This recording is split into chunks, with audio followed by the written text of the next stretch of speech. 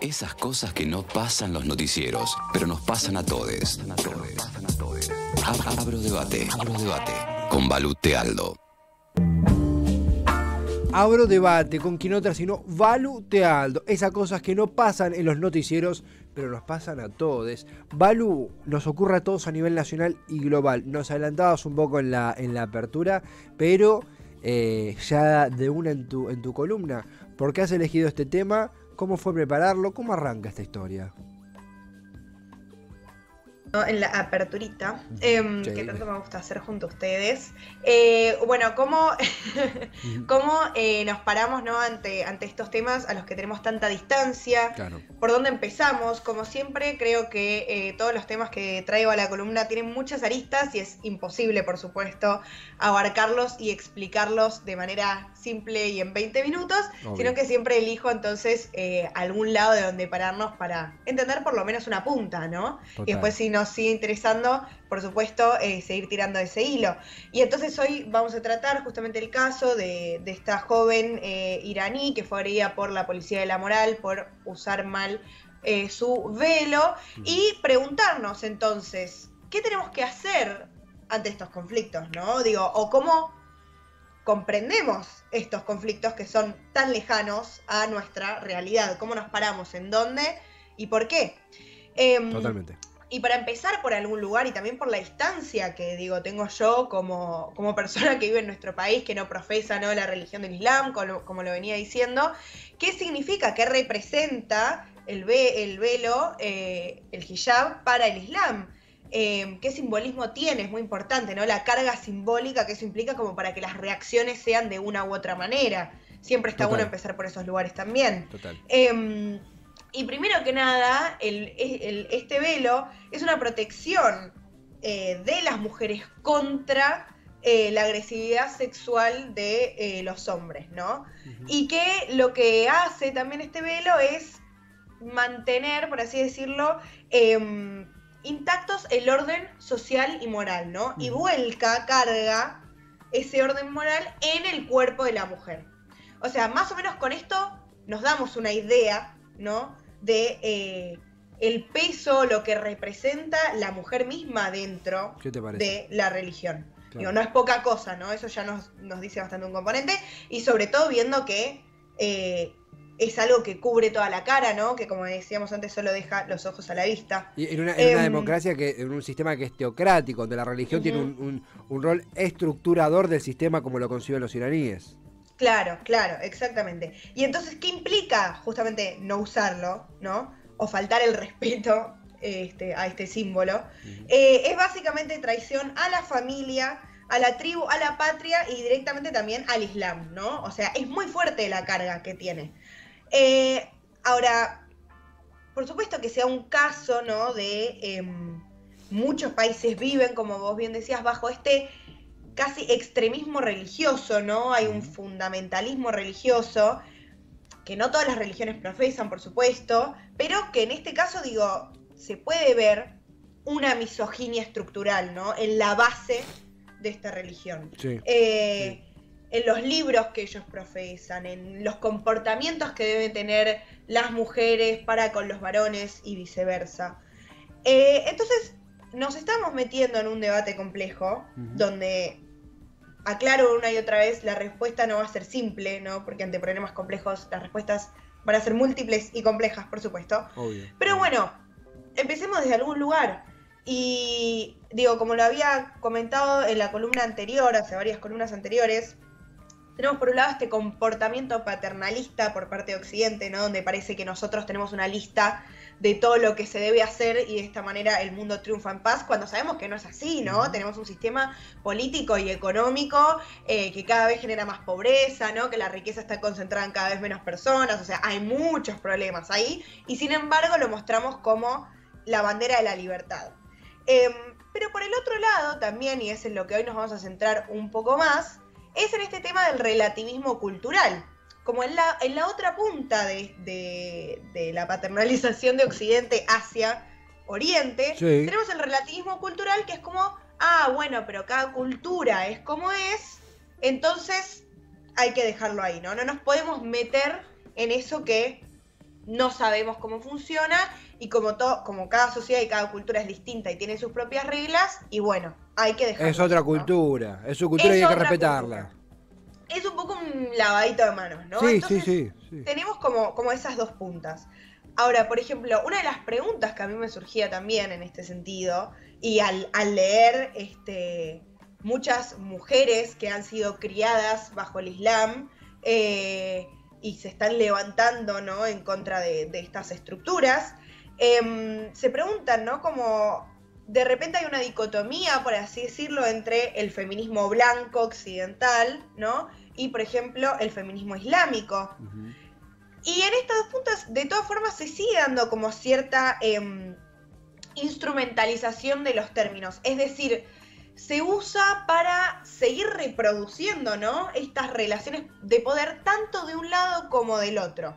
O sea, este feminismo blanco, similar a esta paternalización de Occidente, diciendo, no, chicas, ustedes tienen que venir para acá, para nuestros países donde sos libre y está todo bien y puedes hacer lo que quieras, claro. No sabemos que no es real. Claro. Y por el otro lado, también el feminismo islámico reivindicando, ¿no?, estos símbolos, tal como el hijab, por una cuestión de identidad religiosa, pero borrando casi las opresiones que esto representa para las mujeres. Uh-huh. Entonces tenemos como un tira y afloje bastante complicado ahí. Casi como que el tema de hablar del velo, ¿no? O sea, justamente esta prenda, si nos paramos, ¿no?, desde el punto de vista de los relativistas culturales, que hay muchísimos, uh-huh. Digo, muchos académicos pertenecen a esa corriente, no es algo acabado, ¿no? No es un tema cerrado, sino al contrario. Total. Parece que casi hay que tratar diferente a este tema, ¿no?, o a estos países que viven bajo las religiones islámicas, en nombre justamente de este respeto a la diversidad cultural. Uh-huh.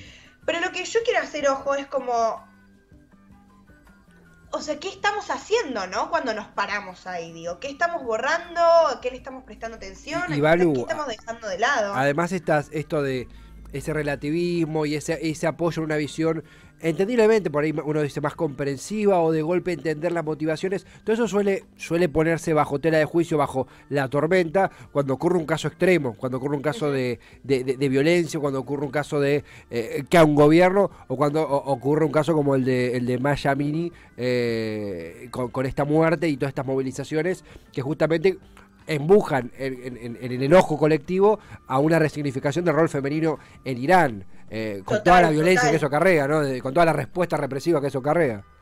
Claro, totalmente, por eso. Y comprender también en la complejidad de este tema que puede existir una manipulación de estos elementos, ¿no? En relación a, por ejemplo, con el velo.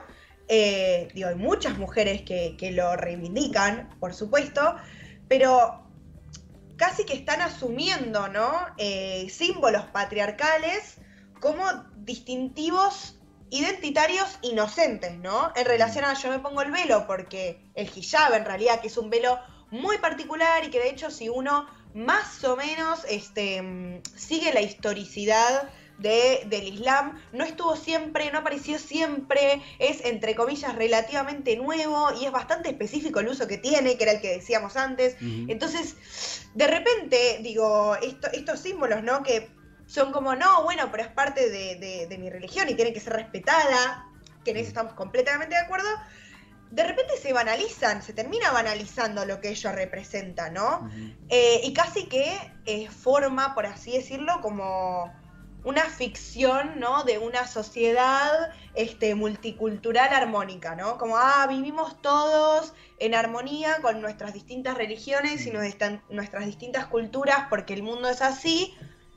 Y en realidad lo que pasa el día a día es otra cosa, ¿no? Digo, estamos hablando, esta columna surge porque hay una chica que a partir de una agresión de la policía murió, ¿no?, por no usar un velo de una manera correcta. Entonces, sí, la realidad no se condice con este discurso. Acá hay un desfasaje y bastante fuerte. Y hay un destape, no es que fue un caso aislado, sino que hubo una respuesta del colectivo de mujeres, de las mujeres, claro, de Irán al respecto. Sí, por supuesto, claro, que encima no se pasó por arriba, ¿no? Totalmente. Sino que tuvo una respuesta. Digo, entonces en esta ficción, ¿no? Digo, de vivimos todos en paz y armonía, obviamos que hay ciertos individuos, en este caso las mujeres específicamente, que viven por debajo, ¿no? Bastantes escalones por debajo de ciertas libertades que los hombres tienen. Como que casi borramos, ¿no? Como si en un pizarrón dibujáramos líneas con un marcador y nosotros las fuéramos borrando. Borráramos esos límites o esas relaciones de poder que se dan en estos casos. Y la pregunta que nos cabe hacernos, que es casi... Digo, a veces llega hasta un punto de vista filosófico, ¿no? Que en la antropología a veces se va para esos lares. Obvio. Digo, ¿es una simple elección personal, ¿no? Usar ese velo particular, porque hay un montón de otros tipos de velos que también forman parte de la religión islámica y que por supuesto que son parte de una identidad religiosa. Pero el hijab, ¿es una simple elección personal o tiene que ver con ciertas estructuras opresivas que muchas veces las mujeres y hombres que integran esa religión no se dan cuenta, ¿no? Que puede pasar. Entonces, si vamos a dar una definición de relativismo cultural, ¿no? Para entender por qué esta corriente no nos termina de servir para explicar estos conflictos, y sino que de hecho borra, ¿no? Lo que veníamos diciendo, todas estas relaciones. Esta corriente de hecho surge a partir de una antropóloga a principios del siglo XX, que yo lo quiero mucho igual, pero bueno, después se fue desvirtuando esta corriente, por supuesto, como pasa, no todo se mantiene igual. Sí. Donde él decía, Frank Boas se llama, si alguien lo quiere googlear, él empezó a decir, para bardear, ¿no? Al evolucionismo, donde recordemos que el evolucionismo decía, bueno, están las sociedades primitivas, que están varios escalones abajo, y después tenemos las sociedades europeas civilizadas, y si dibujamos una línea, tenemos tipo primitivas abajo, civilizados arriba, y vamos hacia ese lugar, ¿no? Claro. Boas dijo, no, pará, esto no es así, lo cual, estamos bien. Sí. Él dijo, cada cultura tiene que poder ser entendida dentro de sus propios términos, ¿no? No hay un punto de vista universal para entender las diferencias culturales. Fue bastante moderno lo que dijo, y por eso lo seguimos estudiando, por supuesto. Fisuró el centrismo, esto de Claro. un único ojo para comprender todo el caleidoscopio del mundo entero. Claro, exactamente. Ahora, ¿cuál es el problema cuando con el relativismo cultural nos pasamos tres pueblos? Claro. ¿No? Una cosa es eso, para debatir el evolucionismo, pero no nos podemos quedar en ese lugar y menos seguir pasándonos, ¿no? Claro. Entonces, por un lado, lo que le rebatiría, ¿no?, al relativismo cultural sería: las culturas no son un sistema cerrado ni estático, Claro. sino que van cambiando a lo largo del tiempo. Eso que estudiamos en un momento dado, esas relaciones que estudiamos en un momento dado, pueden ser cambiadas mañana o a lo Claro. largo del tiempo, Claro. ¿no? Entonces, por supuesto que las culturas tienen que ser estudiadas en su entorno, no hay una visión universal, pero tampoco hagamos de cuenta que ese entorno se mantiene a lo largo del tiempo cuando no es así. Sí, que no entra en conflicto. Supongo que también el paradigma de Kuhn, esto de constante conflicto literal. y reversión del universo, del concepto, del eje que estamos trabajando. Es un poco también como la piedra angular de nuestras carreras, porque si fuera todo estático no estudiaríamos esto, estaríamos estudiando otra cosa. No estaríamos acá, tal cual, Totalmente. y los problemas serían muchísimo más simples. Obvio. Y lo que decía, si relativizamos, ¿no?, y nos pasamos, permitimos que haya un borramiento de las distintas relaciones que se generan en estos entramados sociales, ¿no? Claro. Si nos mantenemos en este relativismo cultural, diríamos que el caso, ¿no?, de esta chica fue un caso muy particular, no estructural, y que no podemos hacer nada porque el Islam está construido de esa manera. Claro, porque el Islam es más fuerte, porque el sistema es más fuerte, porque esto va a pasar. Exacto. Y no solo eso, sino que también un poco le terminamos sacando agencia, ¿no?, a cada una de las personas que se encuentran dentro de esa cultura, a los individuos. Digo, también tienen sus pensamientos y sus decisiones, no son cosas homogéneas. Digo, si uno de verdad se pone a leer, hay un montón de mujeres que pertenecen al Islam que no están de acuerdo con ese fundamentalismo religioso, ¿no? Claro. Una cosa es profesarle a un Dios, tener esa creencia. Digo, siempre, muchas veces traemos de las columnas, ¿no? El tema religioso, que una cosa es la creencia, otra cosa es la institución, ¿no? Claro. Como que ahí se empiezan a mezclar un par de cosas y está bueno separar la paja del trigo para entender lo que es lo sentimental, la creencia, por supuesto, de lo institucional, de estas relaciones que se empiezan a dar, Sí. y estas violencias y actos de poder que benefician a pocos, ¿no? Sí, Claramente, o a un sector muy preciso, que en este caso vendrían a ser los hombres, y las mujeres quedan completamente relegadas. Y lo dicen las mujeres mismas que se encuentran dentro de esa religión, ¿no? No somos Occidente diciéndoles, no, esto está mal, vengan para nuestro lado que el capitalismo No, incluso las va a comprender, salvar, porque no es así. total, abordar esas disidencias, incluso, Valu, esto que vos Claro.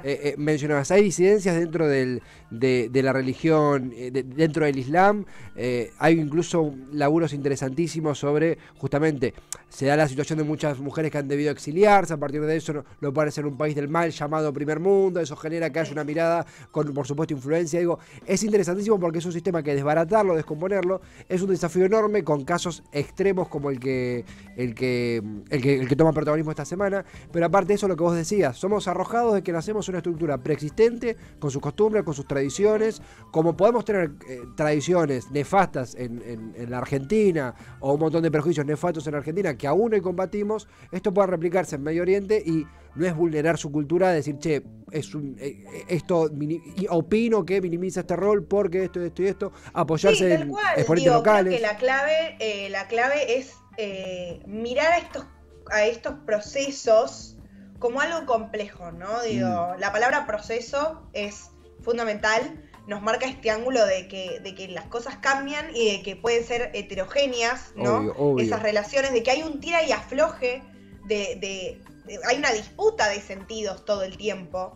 No hay una única manera de profesar una religión, ¿no? Por eso se diferencia muchas veces como las religiones fundamentalistas de los que no lo son, ¿no? Porque tienen como esta característica de opresión tan fuerte que el relativismo, justamente, y valga la redundancia con su palabra, las relativiza, ¿no? Las banaliza, las deja como, lo vamos a dejar ahí. Y no podemos intervenir porque Claro. no entendemos lo que pasa. Claro, Y no claro. lo vamos a poder entender.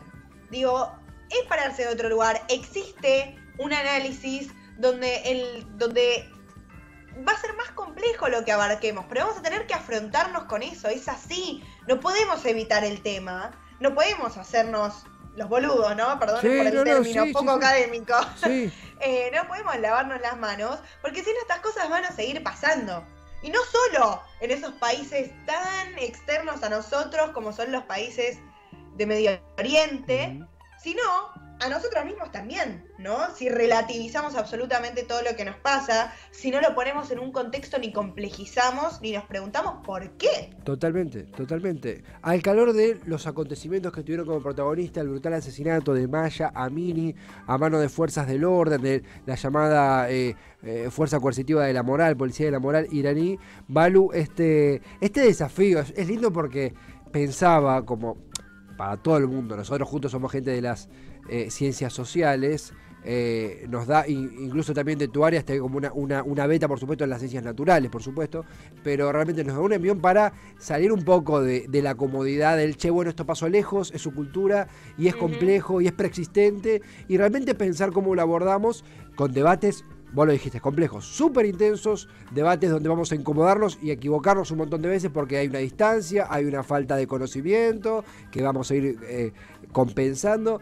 Pero es interesante tener el puntapié, por lo menos, para iniciar esa misión. Y esta columna ha sido eso. Ha oficiado de revitalizadora de las ciencias sociales una vez más. No, posta. Muchas gracias, qué halago. Y también creo que pasa mucho de que hay que vivir, ¿no? Con esta sensación de que nos vamos con más preguntas que respuestas. Obvio. Porque es así. Una de las preguntas es, bueno, ¿y qué hacemos con esta situación? Es cómo intervenimos desde nuestro lugar, desde nuestras diferencias, cómo nos paramos.